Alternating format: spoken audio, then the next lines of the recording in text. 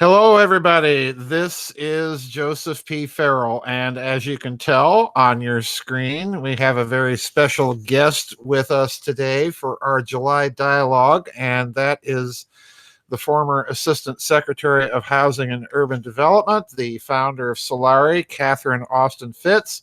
Catherine, welcome. I understand you're in Europe right now, so welcome. Yes. I'm in Italy. I'm in Umbria, about an hour and a half north of Rome, and it's heaven. It's just heaven. I can see the books behind you. So yes, that's my definition of heaven. Although I don't read Italian, unfortunately, but nonetheless, I would probably be spending a lot of time in there trying to guess what those books are about.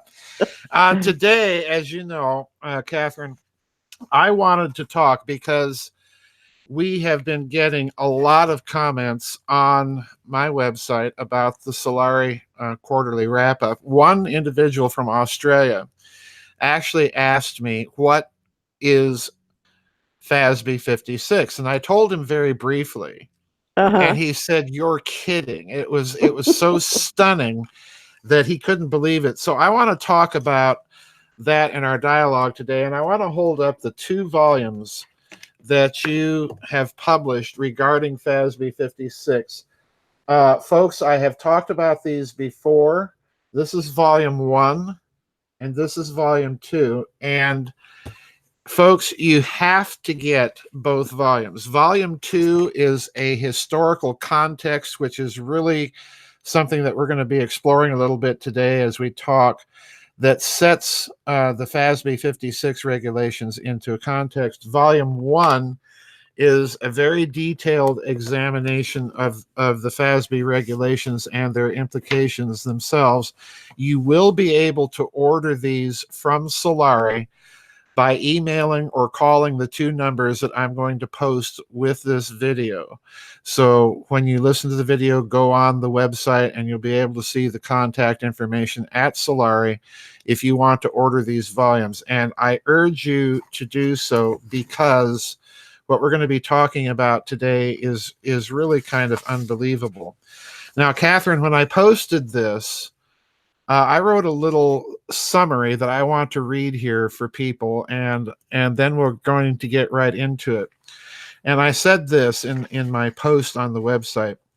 The FASB 56 regulations represent the culmination and terminus ad quem of a long historical process intimately related to the creation of a hidden system of finance after World War II to fund covert operations and black research projects and to cloak its fraudulent and criminal nature.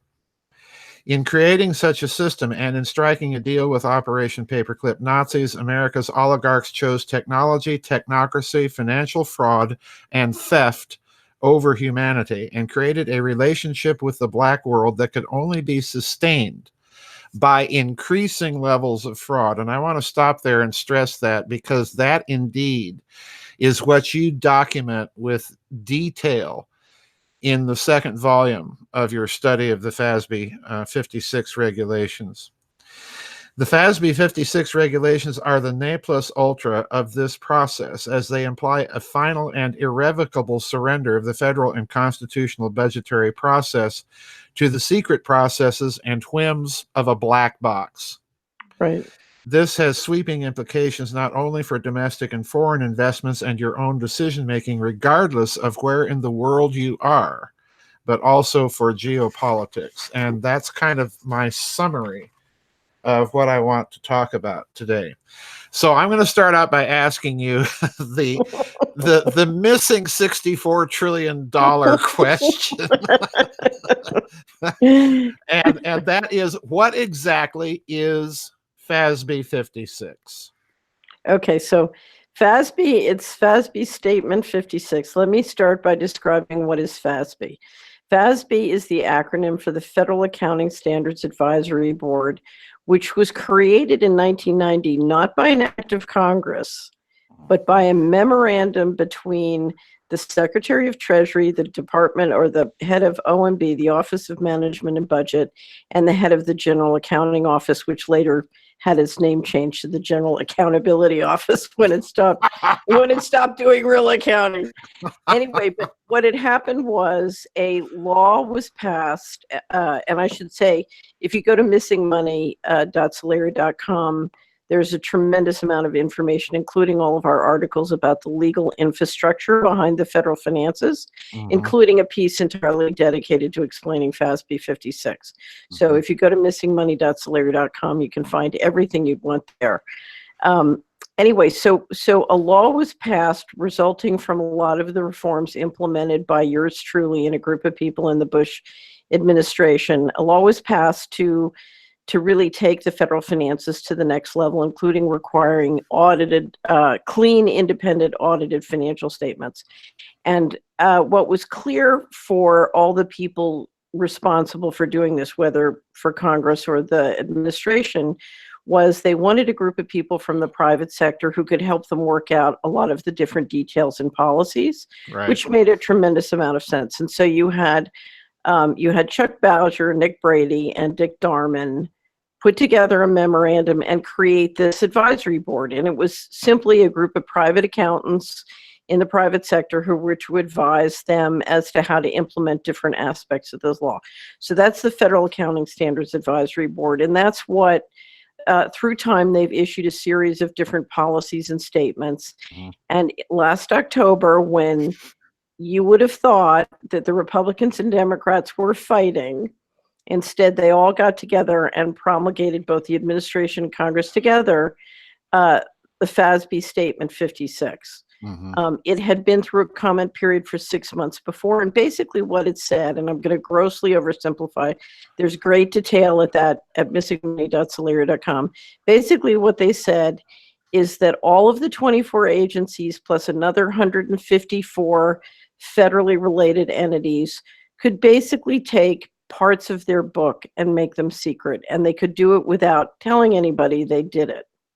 Now, what does this mean? And there are different provisions on it, but the theory is that you can trust them to implement the rules surrounding FASB 56, which in fact has been promulgated because they haven't followed any of the rules to date, including the fact that there's 21 trillion of undocumentable adjustments in the federal accounts, and they haven't been balanced to date, and they haven't complied with any of the laws requiring, including audited financial statements. So basically what this means is the federal government financial statements are absolutely meaningless. You have no idea what they mean. They could mean anything, because a secret group of people, by a secret process, can secretly take any part of them secret. And so you have no idea what you're looking at when you get the federal finances. Let me read something from your first volume here that backs up what you're saying in terms of the oversights, quote unquote, that they claim that they're providing via these regulations. And I'm reading here from page 42 of volume 1. Quote, members of the public will have an opportunity to comment on the proposed statement. The public will be able to comment on the general subject matter discussed in the proposed statement and the existing classified interpretations. The board will consider all comments provided. Also, because we expect that all documents related to interpretations will contain classified information, release will be limited to cleared individuals and organizations that have signed a non-disclosure agreement and have a need to know in accordance with federal requirements pertaining to classified information. The board will ensure a representative group of stakeholders with varied perspectives and appropriate clearances are engaged. The board expects to seek input from elected representatives of the public and appointed government officials to ensure the needs of citizens are balanced against national security interests. The board will consider all comments and input received from the representative group of stakeholders. And folks, there's one glaring omission in that summary, and that's called the Constitution. So let me explain something. We have in FASB an organization that was set up by a memorandum. It was not created by Congress.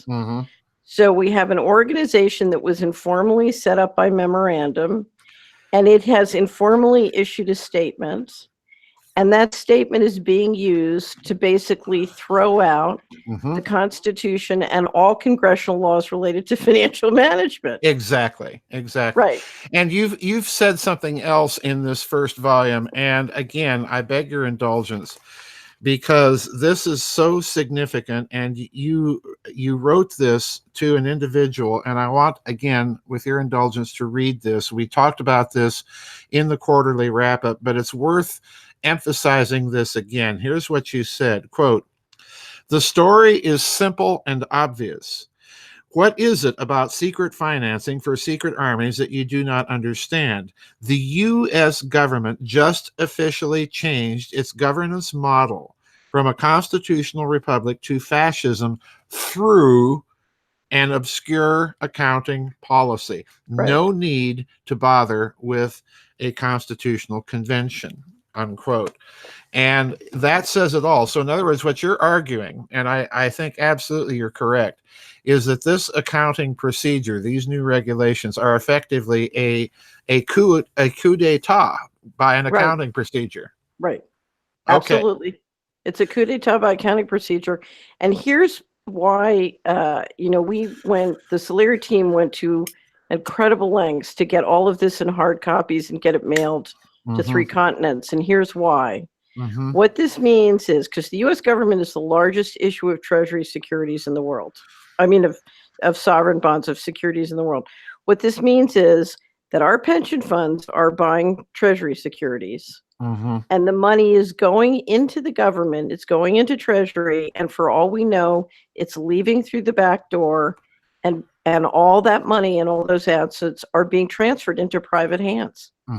We have no reason to believe that the assets that are being financed, whether through our taxes or through the sale of securities, are still owned by the federal government. Now, if my pension fund has a Treasury security that is collateralized by nothing because all the assets have been transferred out the back door, that's a very different security, Joseph, than if those assets are sitting owned by the federal government.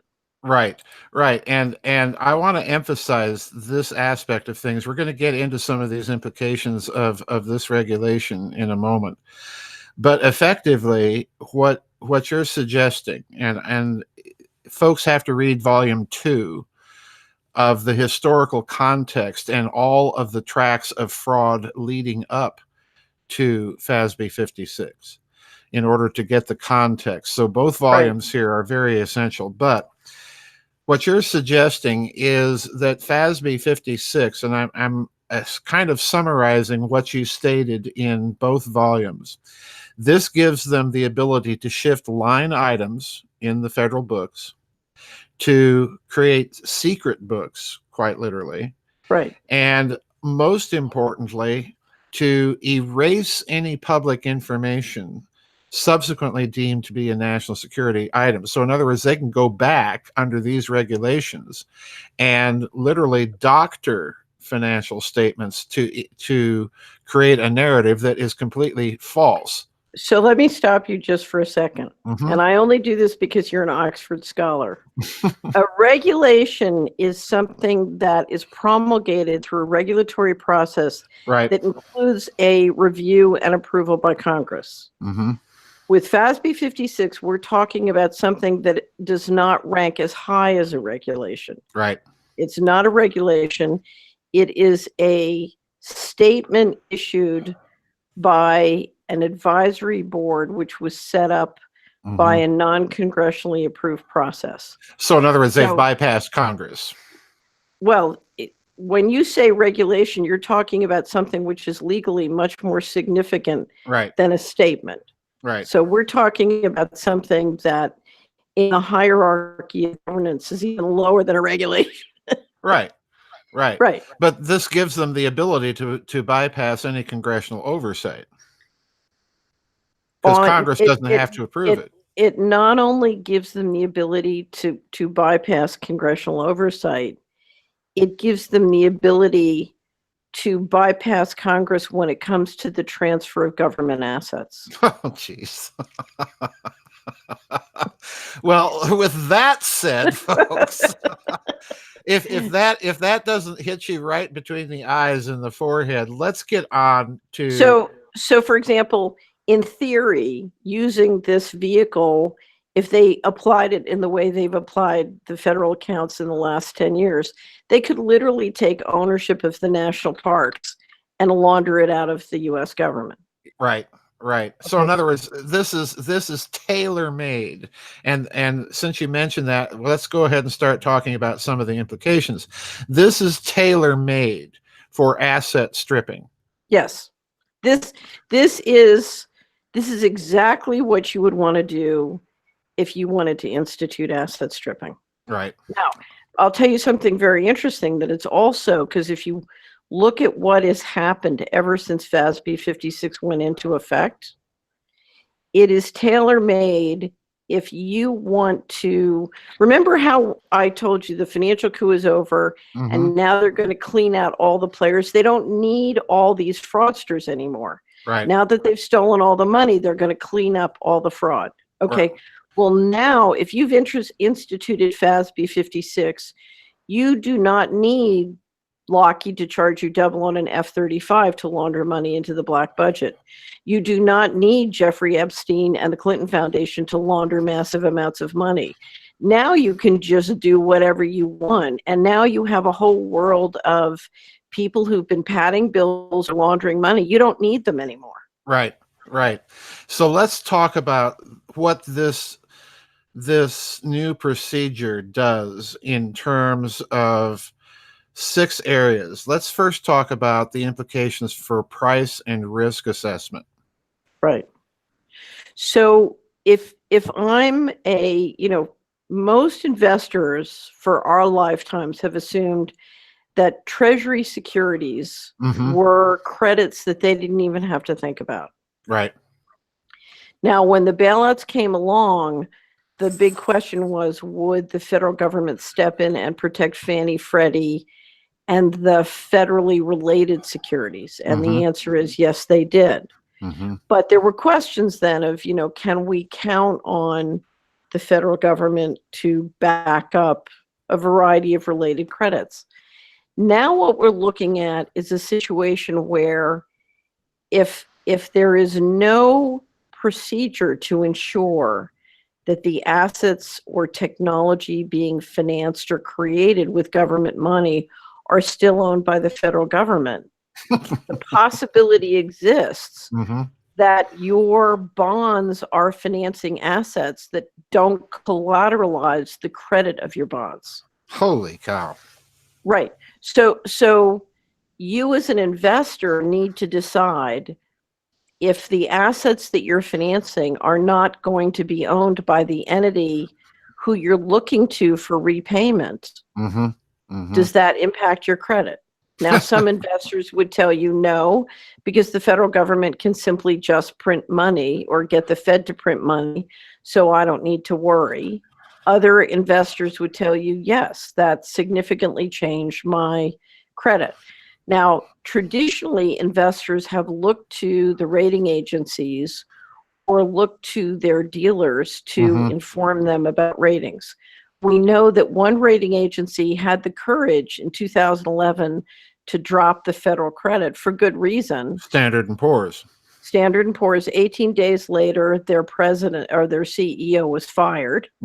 And then after a period of investigation, the Department of Justice, along with a numerous number of state attorney generals, brought a $5 billion, or they brought a major action against McGraw-Hill and S&P, and essentially, I would say, destroyed the company. 2 years later, the McGraw-Hill settled for $1.4 billion, and the company was never the same. And the clear message was, if you downgrade the U.S.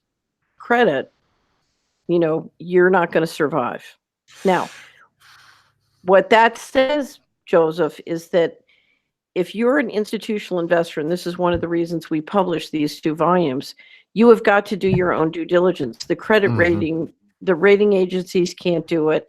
And the dealers at this point are so financially, the conflicts of interest between the primary dealers, the asset managers, and the brokerage community is so significant, that no one else can make this determination for you. Okay, so let me ask a question here. Could we say that FASB 56 is the ultimate outcome of the 2000 bailout hearings where the bankers were telling us, well, we can't have any oversight of where all this money is going? Are we looking at something that really is just kind of the final official icing on the cake of this whole procedure? This is the complete. So if you look at the presentations you've made about the growth of the hidden system of finance, and so we started at the end of World War II with the hidden system of finance. Then with the 47 and 49 Act, we create the black budget.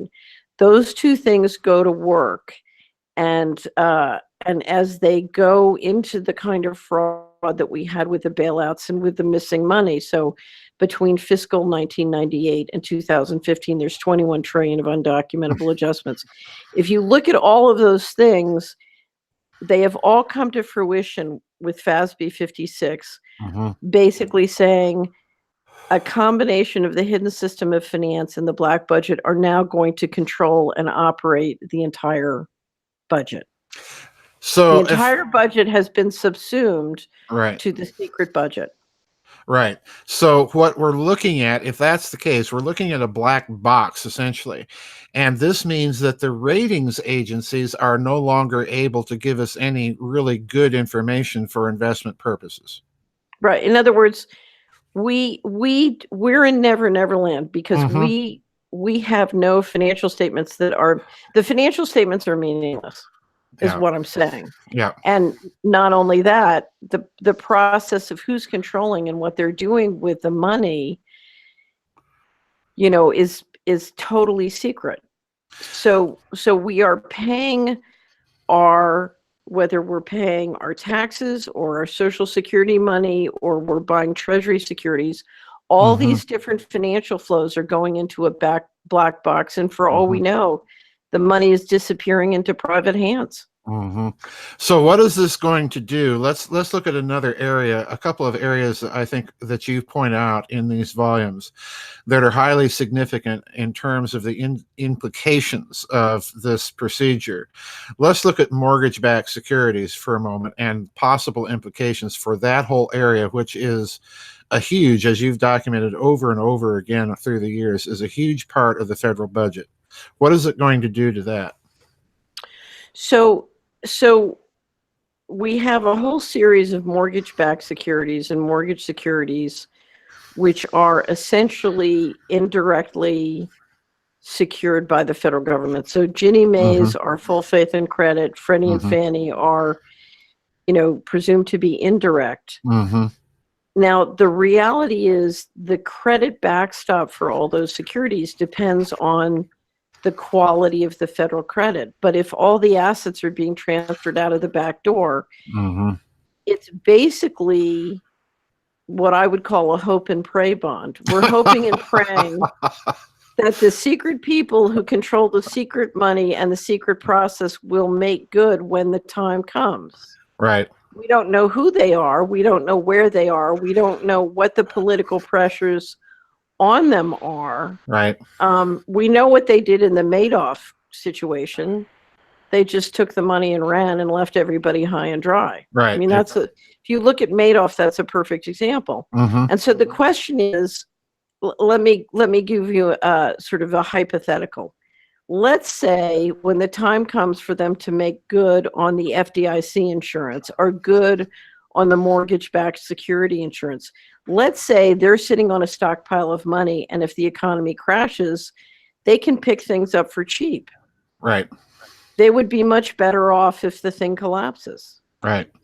So the problem with not knowing who will decide and what their situation is and what their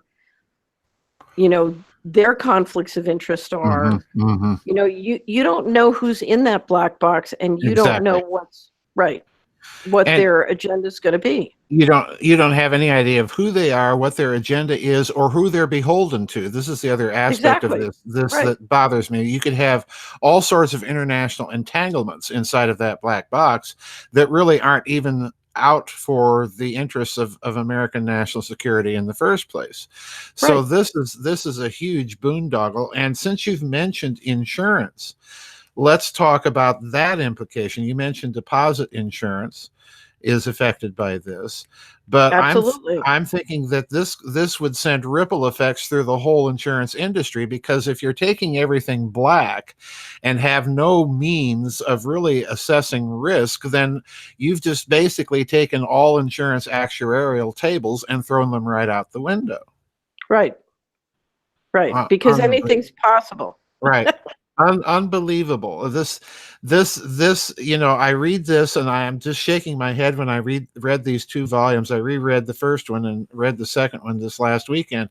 And I'm just shaking my head, because you're absolutely right. This is Neverland. I mean, this is a financial dystopia like I've never seen. So let me mention a couple things. One is, in 2015, we were going along with approximately $12 trillion of missing money. And then in 2015, we saw $6.5 trillion in 1 year go missing, just at DOD alone. And I think approximately 300 billion at HUD, some number like that. Mm-hmm. And I said, this looks like a cut and run. And now, incidentally, that was the exact amount, the $6.5 trillion, of one of the bearer bond scandals. So, Oh, really? Oh, yeah, it was. Yeah. That was the Spanish one. So now, but here's the thing. There is still a tremendous amount of extremely valuable technology and assets in the federal government, right, particularly land and real estate. Okay. Now, I would like to point out that the U.S. Treasury Secretary, Mnuchin, is right now being sued as a group of investors who pulled out the valuable real estate out of Sears before Sears went down. Oh, jeez. Okay. It doesn't get any better. Jeez. Right. So, but here's the thing. If you looked at the undocumentable adjustments, they describe a process which is perfect for laundering money through government, laundering assets through government, or stealing, basically printing money and stealing money out of government. But there's still a lot more in assets to move out. With FASB 56, one possibility is now you've got the legal infrastructure in place to just start taking all the, the other hard assets and real estate that weren't easily moved out with undocumentable adjustments. And for that matter, I'm even able to see applications of this procedure to patents, to technology transfers, to theft. I mean, this is almost unlimited power inside of this black box to do what they will. And that's very, very frightening, because it goes to the sixth point here that I put in our outline for implications. This whole thing now places the primary agents of the federal government in Neverland. I mean, if you're a primary agent of the federal government, how are you going to justify any of your actions when the financial basis, the statements on which you're relying, are completely valueless? I know. It just, this boggles the mind. Well, here's what else boggles the mind. We have tremendous numbers of, the problem, one of the problems with FASB 56 comes, Joseph, when you start to integrate it with some of the other changes they've made in the law. So we saw in 2006, the president delegate the ability to waive SEC rules related to a publicly traded company. So let's say I'm a defense contractor. I have a publicly traded stock. The federal government can now waive my ability to comply with SEC rules for national security reasons, which means I can cook my books. So now if you take FASB 56 and you combine it with the ability for the national security infrastructure to allow publicly traded banks and defense contractors who do business with the federal government to cook their books. Now you're talking about the ability to print money and inject it straight into pump up earnings in the stock market. And, those earnings, remember, those capital gains are the source of the political contributions. Right. So now we can direct steroids straight into public companies, cook their books and run them up in the stock market, generate lots of political contributions. Yep. The possibilities and the games that can be played are extraordinary. Yeah. So let's look at some of the games from the impact that all of this has for geopolitics, which I think are just enormous. But I want to place this in the context of what are the implications that this new procedure may have for the bond market, the sovereign securities market internationally. So let me start. Let me come at this in an interesting way, because I think one of the reasons that FASB 56 was implemented was you had a small group of people who said, if we are going to manage the transition from a unipolar to a multipolar model, and we are going to compete with the Chinese and we are going to compete with the Russians, one, we need much more flexible money. We need that money in secret, and we need to be able to partner up and this is what we used to say in Washington, what the neocons used to say, sort of kick ass and take names. We need to really, and so I think they're looking to dramatically increase their power and flexibility on the global stage. So my read of what happened when Trump went to London was he buried the hatchet with the Brits. I think the Brits were a very significant part of what happened with the Steele dossier and the Clinton campaign and et cetera. So I think they've buried the hatchet, and one of the things they've decided, they're now going to pivot together and do whatever they have to do to control the Silk Road.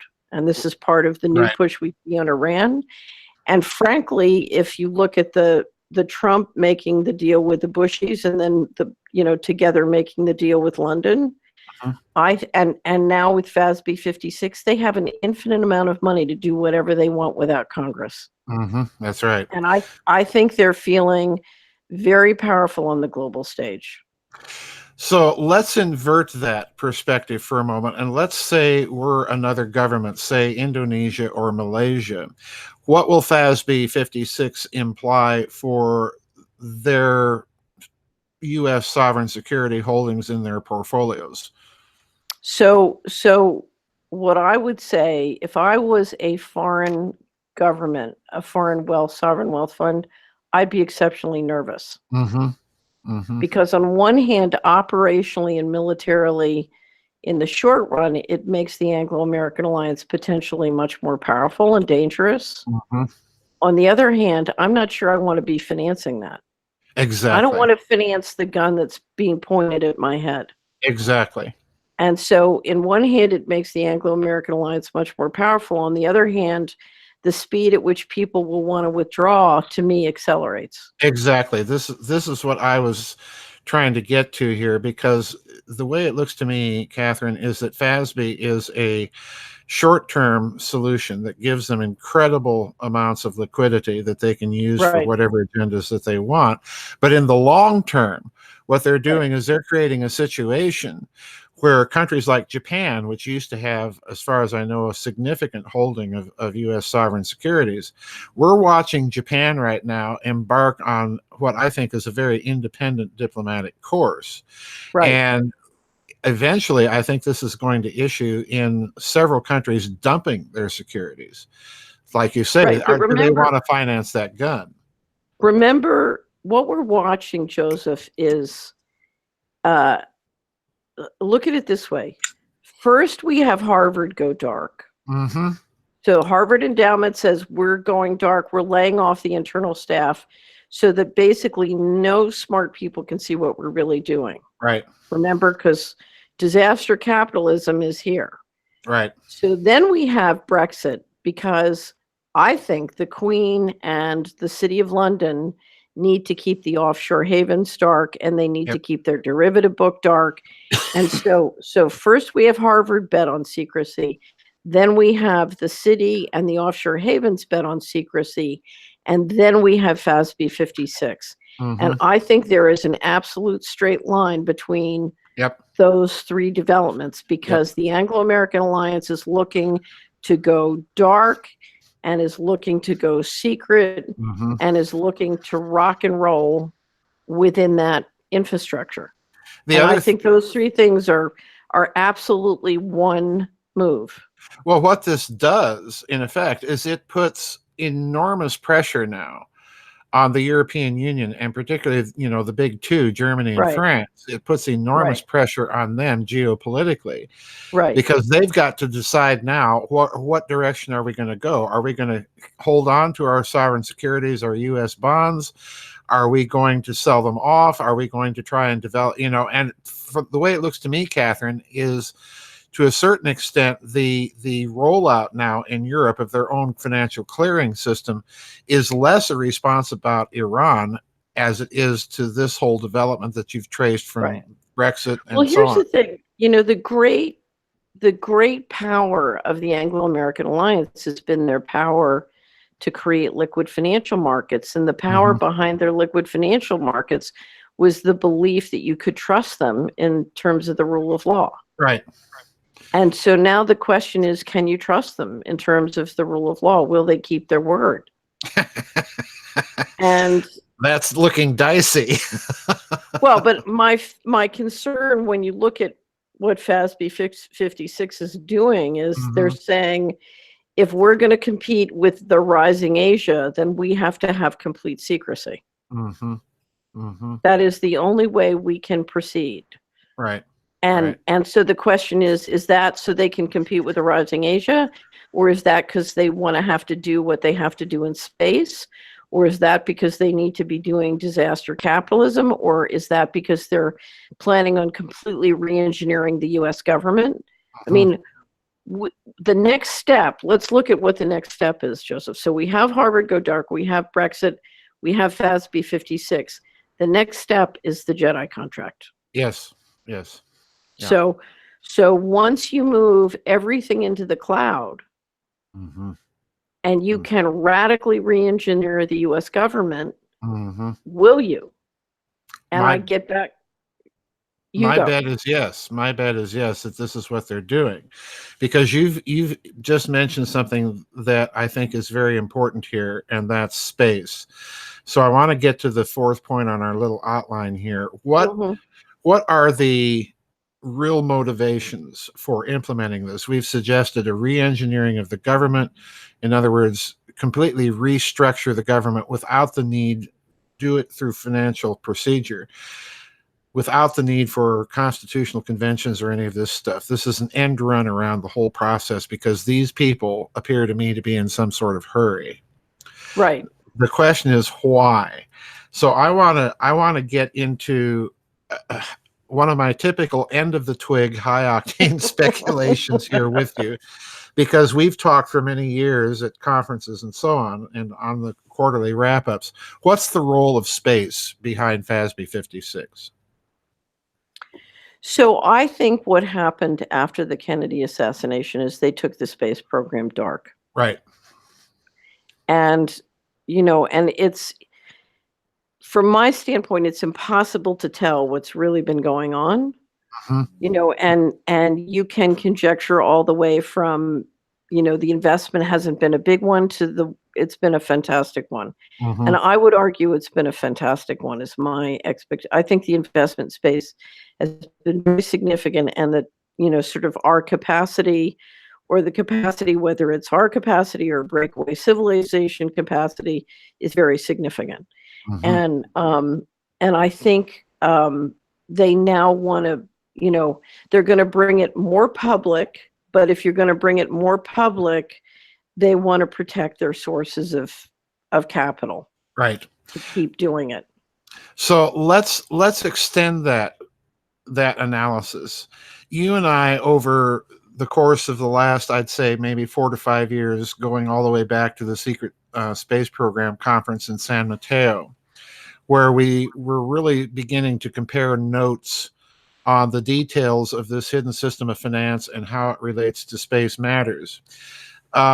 You have entertained the hypothesis, and I've kind of picked up on that at the 2015 conference, that we're looking at so much liquidity in the system in the form of, cash, securities, tranches of derivatives, and so on and so forth, that the amount of bad paper on the books, by the last estimate I saw, in terms of just derivatives alone, was some $17 quadrillion, which is, several times the gross domestic product of the entire planet Earth. Right. So FASB, you have suggested, and this resonated with me, because when you've got that amount of liquidity in the system, why is it not showing up in the form of hyperinflation somewhere? And the problem is it isn't. So money is in that circuit and it's going somewhere. And you and I have speculated that it's going off world in the form perhaps of tribute, in the form perhaps of reparations, in the form of some perhaps hidden commerce. So FASB, it appears to me, Catherine, is tailor-made to cover up that kind of activity. Well, I think there are many places the money's going. Uh-huh. So I also think the process of globalization and securitizing and building out equity markets globally has soaked up fantastic amounts of money. I also think you have underground operations that have soaked up a tremendous amount of money.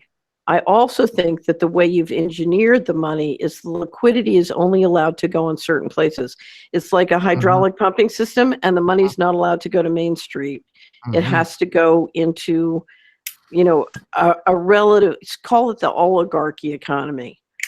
But it's sloshed around there, and the liquidity is enormous. I mean, it's just enormous, but it's not allowed. Now, if you look at what is happening with inflation is much greater than the government statistics. So in America, the average increase in sort of household goods over the last 5 years has been 8 to 13%, depending on where you live. Now, that's not hyperinflation, but when your cost of living goes up 10% a year for 5 years in a row, it's very significant inflation. So I think the inflation has been much greater than is generally appreciated.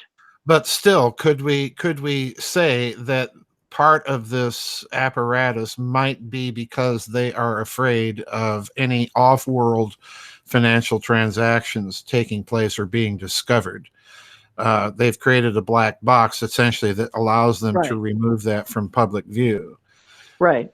So you could say that would be a possibility. Well, all right. So let's turn to one final question. And you've already mentioned it, and I hate to bring this up, but Jeffrey Epstein, is this related to all of this? Absolutely. How Absolutely. So one, I hate to say anything nice about FASB 56, but one of the things that happened is it gives the leadership has several problems. One is you've created this massive group of very expensive fraudsters to engineer the financial coup, and you don't need them anymore. So you got to clean them out. Right. And they always do that. Whenever you finish a phase and you go to the next phase, you clean out the people who are expendable from the last phase. So that's very typical. So that is going on. But the other thing is, you do not need the defense contractors to pad their bills to get the money. Right. You do not need the Clinton Foundation and Jeffrey Epstein to launder money or run control file systems for you anymore. With FASB 56, you have a complete secret bank to do whatever you want, whenever you want, and all these different laundries, You don't need them anymore. I mean, Right. you can consolidate your secret money operation down to a much smaller, tighter group. And that's important because right now in America, we have a serious problem with monopoly pricing by the big companies, and we have a serious problem with productivity dropping. And if I was the leadership, one of the reasons, I would argue for FASB 56 is if we're going to run a secret economy, I need to do it without creating massive amounts of bad behavior by the big companies, by the big banks. I need all these people to stop running around. Let's be honest. If you're going to engineer the economy and corporate monopolies with government money, then you don't need to pay them millions of dollars. They should be paid the same as a GS-15 in government, right? And so the attitude of the people who are basically running the federal finances is, we now have a whole layer of overhead and bad behavior that needs to go. Right. Overhead is the key. Right. And if you look at sort of the renegotiation of the F-35s with Lockheed, if you look at what's happening with Boeing, if you look at what's happening with Jeffrey Epstein, if you look, the Clintons have disappeared since FASB 56 passed. And of course, we had the Mueller report come out the way out. I think what this is saying is, okay, we are ready to consolidate after the financial coup and sweep out all the fraudsters and go to the next team in the next phase. Yep. So I think the fact that Epstein is happening is not an accident whatsoever. No, I don't either. Essentially what you're saying is that these control file networks, as they've been set up, Jeffrey Epstein being kind of the symbolic expression of them, that the overhead in terms of running these networks and overhead in terms of, so to speak, the shadow work of keeping the narrative and the lies maintained is becoming too costly. So they're just, they're shoving all of that aside. They're going to roll up those networks because effectively they don't need them anymore and the overhead's too expensive. Right. Exactly. Jeez. Financial coup over, fraudsters over. Yep. We're going on to the next phase. Wow. Exactly. Well, it's breathtaking, Catherine. And I want to, I've taken an hour of your time, and I know that you've got a lot of things on your plate in Italy. Folks, I want to, again, strongly suggest to you these two volumes. It's 400 pages of unbelievable detail in these volumes. Volume 2 is the historical context in which to place things. Volume 1 is just a tour de force of details about the implications and the setup of the FASB regulations. So, Catherine, I want to thank you for joining us and clarifying this. Folks, I hope you will go to Solari and get these volumes and study them very carefully, because this is going to impact everybody, rich and poor. Yes. Anyway, thank you, Catherine, very, very much. Thank you, Joseph. Have a wonderful, wonderful evening. Yep, you too. Enjoy the opera. All right, we'll see you later. Bye-bye.